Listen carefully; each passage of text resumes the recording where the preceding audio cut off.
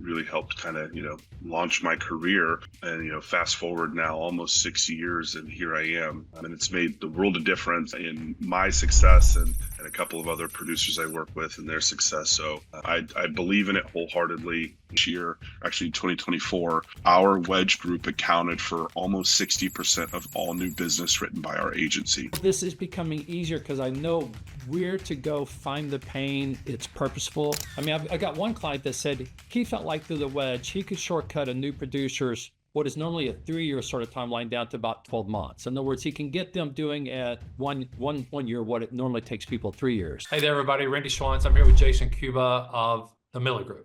And Jason's took over the sales leader role. It'll be about a year coming up in May, and has got some really great insight into producer development, hiring new producers, getting the most out of people is really what we could say. So Jayson, how you doing, man? I'm doing well. How are you, Randy? Yeah, I'm good. So why don't you give everybody just a little bit of kind of background, like how did you get to this place in life? Yeah. So I started with the Miller Group back in 2019, and it came from a larger kind of big box broker, if you will. And the truth is, I really didn't know how to sell. I knew I could open a door, I could, navigate meetings fairly well, but I could never truly sell. And so I came on board of the Miller Group in 2019, and shortly after, my boss approached me and said, "Hey, we're going to offer this sales training opportunity to a bunch of the new producers. Do you want to participate?" And so, I had to swallow my pride and my ego a little bit and say, some training probably wouldn't hurt. So I took him up on it and, went through the process. As, the sales training process, had a chance to be coached by Cynthia, who really helped kind of, launch my career. And, fast forward now almost 6 years and here I am. And it's made the world of difference in my success and a couple of other producers I work with and their success. So I believe in it wholeheartedly. And part of the reason why I accepted this role as the sales leader was I know what it's like to come from a broker that doesn't really have a training program, and you're just kind of thrown into the deep end and, forced to survive. And I think there's a different and probably a better way to go about it. And so I believe in Randy's program so much that I wanted to take this role and kind of help shape, future producers for the Miller Group. And so talk about it a little bit. I mean, what's it like being thrown into the deep end? Because everybody gets hired as a producer. Everybody, the belief is they have talent, they have skills, they can make it. But sometimes you're thrown into the deep end, even though you got the talent and certain skills, it's not that easy. And so somehow there's a deep end and then you crawled your way out and now you're jumping off the high diving board. But talk about that some. It's scary. It is scary. You use that analogy of, jumping off the high dive in the deep end. And that's a vivid memory for me. When I was 6 or 7, I actually did that. I didn't know how to swim, and the lifeguard had to jump in and rescue me, whisk me off to the side of the pool. And it was very, kind of a similar feeling when I came into this industry. I was an out of industry hire. The only experience or knowledge I had of insurance was I needed to buy it for my car and for my house, and I had to have health insurance, and that was really it. And so, I didn't even know the basics. And so it was a very high pressure, scary feeling, especially when I had, it was just amplified because I had nothing really to go on. And so,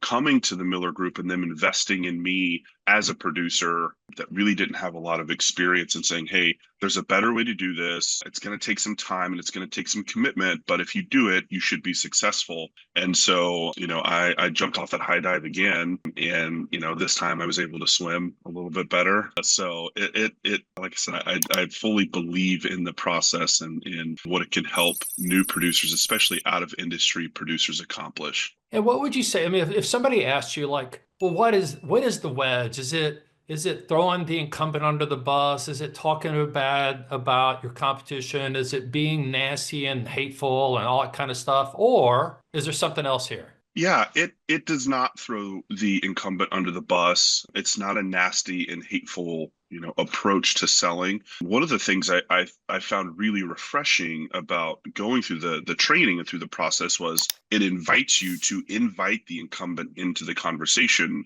where traditionally, at least in my experience, you don't talk about the incumbent. right? They're just kind of like in the corner. You don't invite them to the table. And so you don't get me wrong, there are instances where, a prospect will say, hey, I don't want to speak ill of my broker. And I'm very confident and comfortable in just saying, hey, I am in no means trying to speak ill of my competition. I think that's, and it kind of uses sports analogy. It's bad sportsmanship. I just want to get a basic understanding of what you are getting and what you're not getting. And that's really it. And it's just to help set that baseline in my mind as a producer of kind of where I can play, but also kind of helping the prospect understand that they may be getting underserved on just basic proactive services. And that's really the key, is just highlighting what they are and are not getting for, our purposes, help provide a better and more comprehensive service. Now, you just mentioned the term proactive services Mhm. as if that were something other than just a buzzword. So is that a buzzword that you use, or is that actually a stack of something that you use? Yeah, it's a service stack. It is a stack. It's not a buzzword. It's something that our agency truly believes in terms of our deliverables. And it's something that we can document, we can show proof. And, as we're going through our presentations and our proposals, I mean, it's real, right? They can see the timeline of when all of these services are going to happen. And it's not, I had to call my broker and ask them when I get X, Y, and Z, and then they delivered, right? It's not the reactive approach. So especially in today's market, whether you're on property and casualty or P&C, you need to be able to have those upfront conversations about what's happening and how your renewal is going to take place, or kind of what the renewal is going to look like. And all of those proactive services are just milestones throughout the year to help us have those conversations so that we can be better prepared to make better decisions at time of renewal or at program implementation. So it is not a buzzword. It's a hard deliverable. And like I said, it is something that we believe in wholeheartedly. It's the blocking and tackling of what we do. And it's to many degrees, I mean, we're not discounting personality, capability, relationship ability, and all that kind of stuff. But if you set that stuff aside and go, for the most part, the proactive services is really what you use to differentiate and or sell and or win the business. And a lot of the people you compete with they're large brokers, they're big regionals and they're nationals and stuff like that, who are loaded with capabilities. But is it fair to say that they've never taken their capabilities and kind of deconstructed it down to the service stack so that the buyer can see a concrete deliverable? What they're selling oftentimes is kind of vaporware or idealism or this general capability. Is that a fair statement, or is that overstating what your competition is doing for the most part? No, I would agree. And I think it's different on a couple different levels. So yes, they are not drilling down to what the actual service stack is, right? It's just, I think in that sense, it is a buzzword that's presented to that client or to that prospect. And it sounds great, but did they really articulate what the process was, what the impact was going to be? And then were they able to show the results of, other case studies or other groups that they had implemented this with? That's where a lot of times, right, the service, quote unquote, kind of stops. Is we talked about it, but we didn't really show the group how, if this was implemented and how it impacted them. And so for us, being able to actually sit down and go through how this actually impacted other clients, and being able to articulate what that process is, how it looks, how it works, how it feels, what the impact to not just the client, but the people that are administering the program, what's going to be like for them. So the Wedge process truly forces producers to be comfortable with knowing what the service process is and how it works. And again, being able to simplify it, because oftentimes, right, I've heard you say, Randy, insurance is confusing. And that oftentimes, right, can turn a buyer off from not wanting to have a discussion or not wanting to purchase something. So being able to deconstruct it and simplify it and bring, common language down to the buyer to say, hey, no, this is actually a really good thing that we can do, and here's how it works, and being able to articulate those things, that's where a lot of that success happens. And that's where you can see that light bulb switch on for that buyer, because now they get it. They understand what it is you're trying to accomplish. Now let's talk about as a sales leader, because you personally have this set of skills to deconstruct and see it this way, your ability to be able to help new producers coming into the industry. I mean, I got one client that said he felt like through the Wedge, he could shortcut a new producer's what is normally a 3-year sort of timeline down to about 12 months. In other words, he can get them doing at one year what it normally takes people 3 years. Talk about whether or not you feel that's true for you, and if so, how. I think that is possible. I think a lot of it depends on the early buy-in of the producer, because this is work, right? This is work, going through the training process, going to sit in the live class, doing the one-on-ones. It's a lot of extra work that really has nothing to do with truly prospecting, right? Picking up the phone and doing those things. So it can become a little bit cumbersome if the new producer isn't in the right mindset. And honestly, I was one of them, right? Like, it was a lot of extra work, and I'm trying to manage a couple different things at the same time, and I had to have a real hard conversation with my sales coach. And for me, it was like, well, I don't want to leave where I'm at. I enjoy where I'm at. So I had to sort of reset my feet and dive back in. And after I did that, after I kind of made that recommitment, right, that's when I started seeing the dots connect a lot faster. So I do agree that it can help shorten that sales, or not the sales cycle, but the actual selling for new producers by quite a bit. You have to have that sort of early buy-in, the encouragement, right, to keep going, and hey, you're almost there, we're right there. And so that's something I've been really focused on with the new producers that I brought on since I've been in this role, is staying engaged, being a little bit more hands-on with them, especially kind of my group twos, as I call them, the producers that we've hired within the last year, just to make sure that they're ready to go. Because on day 91, right, they're hitting the ground running and prospecting. For instance, I have a producer that I hired in June, and he wrote 2 cases before the end of the year. So it does require a lot of work on the sales manager side to make sure that that producer is bought in, that they're doing the things that they're supposed to, that they're hitting the milestones that they're supposed to. And so when they hit that day 91, at least in our agency, they're hitting the ground running, and they're confident in what the process is and how it works. So then does that also dictate to some degree that you hire a little bit differently? Because you're hiring into, like, you keep referring to, like, day 91, they finally, that's their go live date. So that first 90 days, I had another client up in Canada we were just talking about the other day. He said he thinks of it like Navy SEALs. And the first 2 weeks he makes really brutal, because if he's going to run somebody off, he wants to run them off really fast. But it doesn't really get any easier, and he thinks of it like Navy SEAls. So he's recruiting people that he feels like has that sort of deal, so that when he puts them in this, with some encouragement, also some leadership, they stay engaged. So just talk about that a little bit, how you see that, either the same or different.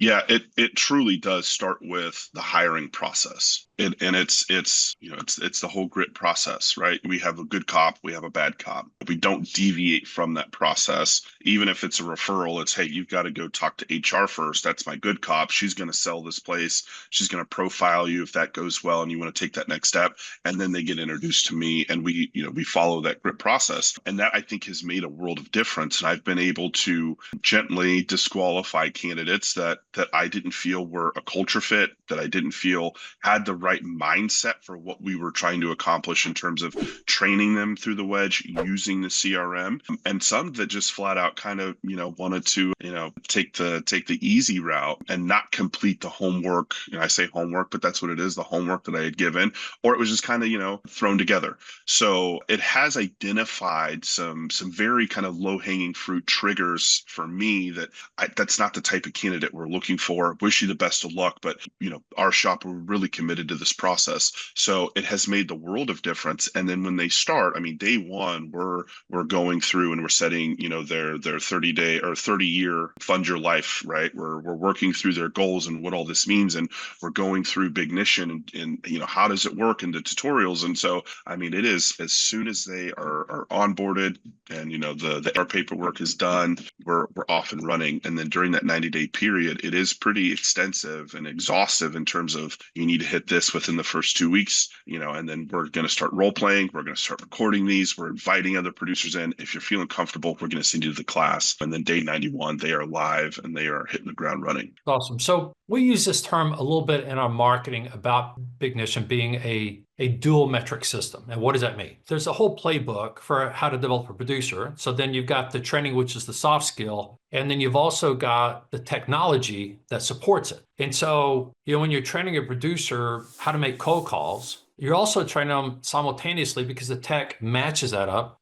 with, how to create your database, how to create a queue. When you can't get somebody on the telephone, here's how you're leaving your voicemail, email. And so now the tech and the soft skill become one and the same, dual metric, rather than we're going to send them off some sales training and then we're going to put them into a CRM that is just kind of a reporting CRM, and it doesn't make their job any easier. Can you speak to whether or not that has been useful or harmful for you and your guys? Yeah, it's been extremely useful, actually. I mean, I love the CRM. I'm a huge believer in it. Personally, it has helped me track. I mean, just that I want in my own book of business and prospecting.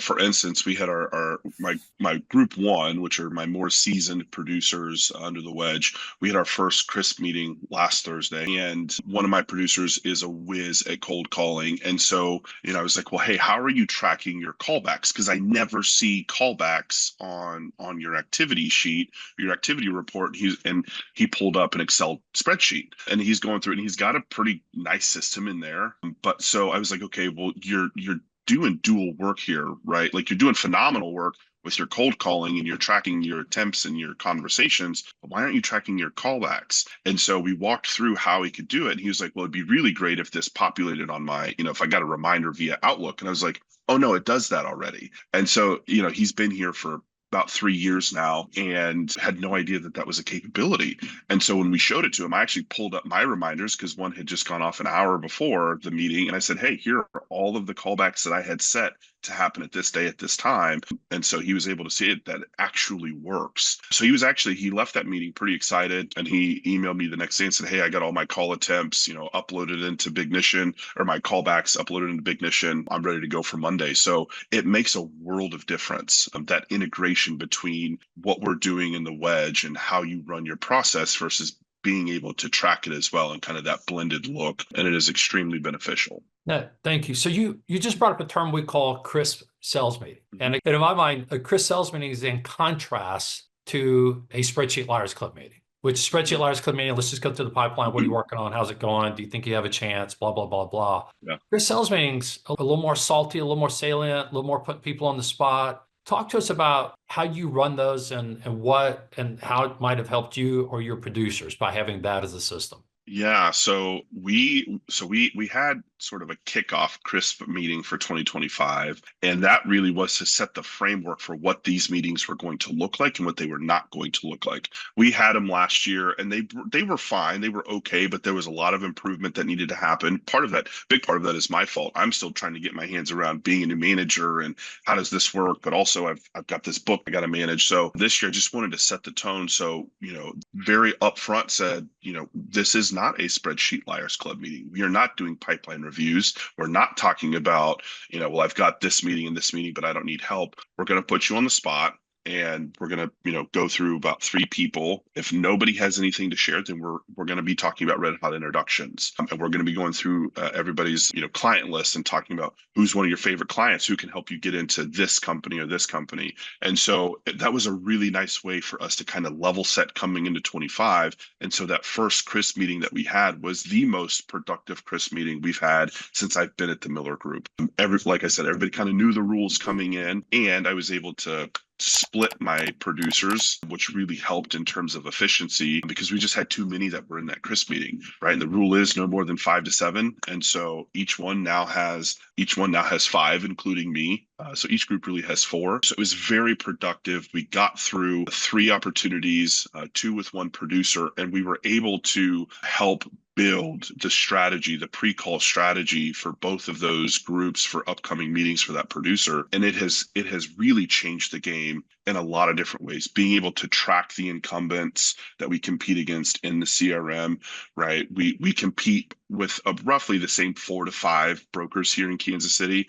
So being able to track what they do for certain, size segment groups and different markets has been extremely beneficial in helping us move the needle, but also to help truncate that sales cycle, where normally it would take, 12 to 18 months. We're doing now in 4 to 6 months. So it has been a huge help. And something I'm really proud of this year, actually 2024, our Wedge group accounted for almost 60% of all new business written by our agency. I'm really proud of these guys. They do a tremendous job. They work really hard, and I can't wait to see what we accomplish this year. So can you talk, is there anything that you can put numbers on? You just did one, that the Wedge group, or that your Wedge team does 60% of new business. What about closing ratio, average size accounts? Like you said, speed to, rather than being 18 months, because of the refined way you're going about it, and get deals done in 6 months. And just, I mean, where is it you can put some metrics on it so people kind of compare that to their own world? Yeah, so I don't have a lot of metrics right now just because last year was a bit of a whirlwind for me. But I did look at the final year in numbers, and that was really, really big. I do have some case studies. One is a group that I had won last year. It was about an $80,000 group with a big box name here in Kansas City. And I was, excuse me, I was actually debriefing my closing meeting with my CRISP group. And one of the producers spoke up and said, "Hey, I actually have a group that I'm working on right now, roughly the same size with the same broker. Can we talk about this?" And so we pulled up the incumbent notes that I had put in, and we were able to basically transition from my debrief to a pre-call strategy with him. He made his first dial on that account in February of 24, and he closed it in July of 24. So, I mean, it was fantastic. And he came back to the office after that meeting and was like, "Holy cow, every single one of those wedges hit." We had a fantastic conversation. We're being invited back for our services and capabilities presentation. So that was one that I felt really proud about, that I did my job, and I was practicing what I preach, which is document your incumbent, right? Document what they're not doing, our differentiators, and it worked. It helped. And so to be able to see that real time was huge for me as a new leader. That was amazing. Another one was one of our new producers. I say new, he's been with us for about 3 years. The same one that's fantastic at cold calling. He likes to go after schools like universities, and so he wanted to do a pre-call strategy with it. We write a lot of private universities here in Kansas and Kansas City. And so we basically just said, "Okay, here's who you're competing against. Here's the case information for all of those other universities and how we won those. Let's start building out your pains and wedges and, role playing these." And so we did, and he closed it. He closed it within about 3 months. So again, just another great example of how we're mirroring that technology with what we're practicing out in the marketplace and how well it's working. I hope that within the first 6 months of this year, I have some more of those conversion rates and that data to look at. But right now, I'm finally feel like I have my feet set in the paint and I'm ready to play. So stay tuned. Stay tuned. So it's interesting for people outside the world of Wedge. They come from kind of two different places, it seems to me. One place, once again, is the world of capabilities. Maybe you're one of the big boxes, or you're one of the really large regionals, and you're going in there and you're selling all this massive resource and capability. But there's nothing to really sink your teeth into. It's a lot of stuff. The flip side of it are what I think of as the price coverage reactive service type houses that are, they're looking for coverage gaps and trying to save you money and maybe improve your program and things like that. So when you talk about preparing a producer for a sales call with their concrete black and white named wedges, it's almost like going into the pantry and pulling out a can of beans or a box of cornflakes, or there's some. In other words, it's very specific, named, canned, ready to roll, that actually, because of your history, will work to go beat that incumbent. Mm-hmm. And so as you've done that, can you see the producers kind of lighting up and going, "Oh, this is becoming easier because I know where to go find the pain. It's purposeful." Hopefully that question makes sense. Yeah, I can. And it is interesting because, a lot of producers, right, we've got these big egos and, we're the cat's meow, so to speak, but nobody wants to talk about those struggles in the group setting. Right. It's that appearance of being weak. So that's where I found a lot of value in my one-on-one conversations with them. And that's where I get to see sort of that light bulb click. Because as we're talking through kind of where they are and what they need help with in terms of the processes, there's something different that you need to work on. Is it your red hot introductions and building a SODAR? Is it your bold statement in your philosophy? At the end of that, it's, "Hey, is there anything I can do to help you?" And oftentimes they get "Hey, yeah, I'm working on this, but I've never competed against this broker. And so we basically have just a little crisp meeting, 30, 40 minutes at the end of our conversation, and we'll walk through it. And so as we walk through it and we do it more and more and more, I start seeing less and less and less of those asks of, hey, can you help me with this? Now that's my group one folks, right? My group two folks obviously still need a lot of that support, but I start to see less support needed by my group one folks. And that's really exciting for me, right? I mean, that's like watching your kids grow up and right, they start driving a car and they're going to school dances and things like that. So it's really exciting. And that's what I want, because that just means more opportunity for growth within the agency. And it translates to into other areas as well, like our goal setting. So, reviewing everybody's goals coming into 2024 and where they were in October of last year when we had it, and then being able to use some of that data and say, hey, you were knocking it out of the park with this and with these types of buyers in these industries. Why is your goal so low, right? Like, let's be bold, right? And here's what the math says based on your activity, based on your fund your life tab, and what you need to save and what you need to sell in order to save. So I challenged them this year and they hit the ground running. So it's a very holistic approach. And that's what I love about this is it's not just some arbitrary method. It's not just, hey, there's this new product out in the marketplace. You need to be selling this. That's not it at all. We live and die by what we do internally, which is our proactive service model. And we live really, really well in our crisp sort of atmosphere. So it is a full circle approach to selling. And it's really helped me, having been through that full circle, and what I think is, to be a pretty good manager. So the thing you just brought up just a second ago was as you get into the goal setting, was the fund your life piece and having a savings goal. And I always feel like when I bring that up to most people, particularly a lot of agency owners, they don't literally roll their eyes, but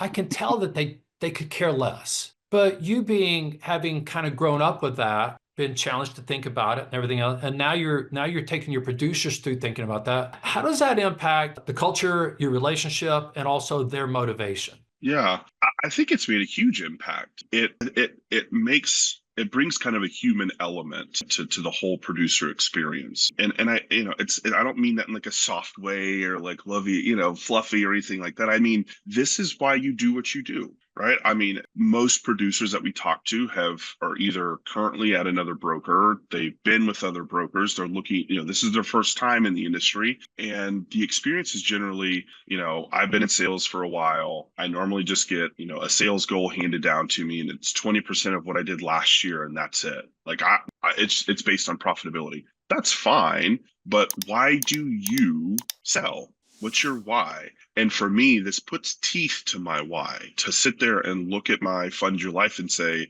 I've got 4 boys. 2 of them, are going to be in college in the next 2 years. They both needed cars. I've got 2 kids, twin boys that are under the age of 3 that, they're going to need braces and all of these things. And my wife and I want to buy a new house and all of this stuff. So it puts it there in black and white, and it makes it real. It's that tangible realness. Now, I can't physically, touch that, but I mean, I'm typing it in, I'm putting all that data in. And so as I go through that exercise with our producers, it makes it very real. And I think that is a very big motivating factor, especially for the 3 new folks that I hired in 24, and just being able to say like, hey, as you're getting frustrated, during your first 90 days, because you will, just remember why you're doing this. And here's the reason why, right? And then we can go to your goals, and we're looking at a projection over 4 years, and here's what you need to do in order to hit that why. And so just stay with me on this. And so it does help, in my opinion, sort of bind us together as leader and producer to say, hey, I'm with you in this, right? I want you to be successful because I know your why. I know why you're doing what you're doing. I know why you get up and you come in this office and you sit in your cube, right, until you validate. So I think it has made a big difference, and I think it will continue to shape our sales culture and bringing that human element into the producer experience. So, Jayson, in a lot of firms, there are sales leaders who reluctantly took that role. And they took the role a lot of times because they're an agency principal, they have some stock, but they're kind of like a number 2, number 3 guy. And the big guy says, I don't want to do this anymore. So then they point somebody out, and then that person, in many cases, gets stuck with the role. And my feeling has always been like, maybe that's not who you are, and you don't want to, as I talk about those people, you don't really want to be this person. But if you did want to be that person, what advice could you give them about how to do that job in a great way, and how this set of tools might be a resource for them to become an even better sales leader and have more fun doing it? Do you have any thoughts on that? Yeah. So I did not take this job reluctantly. This is a job that I wanted. I because I believe in what the Wedge can do, because I've lived it. I'm currently living it. I still sell, but I believe wholeheartedly in the process and the CRM. Like, I am bought in. And so I was kind of looking through my own lens and my own experience, because as an agency, we made a conscious decision that we were really going to target hiring producers that had little to no experience. And so one of the things I was very vocal about with my boss was, if that's the case, then they have to go through this program. They have to go through the training, because I know how much of a struggle it is to just, you get handed a prospect list and a phone and smile and dial and talk to you next week and see where you landed. So I would say, if this is something you truly believe in and you have a passion for understanding and putting the Wedge into practice, I think that's step number one. And I think that if being a sales leader is an ultimate goal, or maybe it's just one goal before the next one, I think most of us that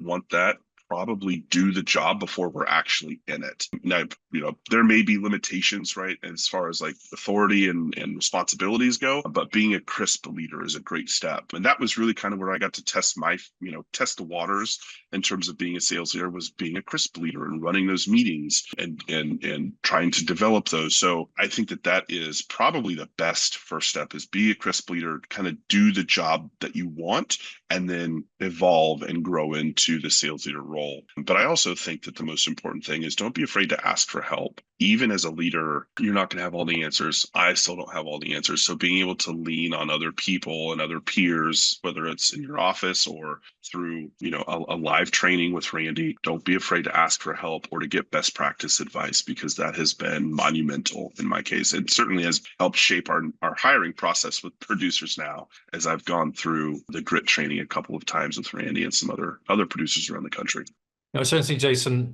Some of the criticism I get from my competitors and even some agencies is, well, Randy's never sold insurance. What does he know about this? And what I'll say is the thing where I learned the absolute most about insurance was running Chris sales meetings. Having run I estimate maybe 4,000 times, breaking down a producer, what they got going on, who's incumbent, how are you better than them, and that sort of stuff. So one of my clients, when I was teaching, he had a group of about 10 guys that we taught how to run CRISP and all this sort of stuff. And he said to them, you guys ought to be paying me rather than me paying you extra to be able to learn CRISP, do this sort of stuff, because it's going to make you a much better producer. So I'm curious, when you were just running CRISP before you became the sales leader, did you find that also made you a better producer because of how it made you think and what you pulled out of people and stuff like that? Can you address that at all? Yeah, running the CRISP meetings, or being a CRISP leader before I took this role,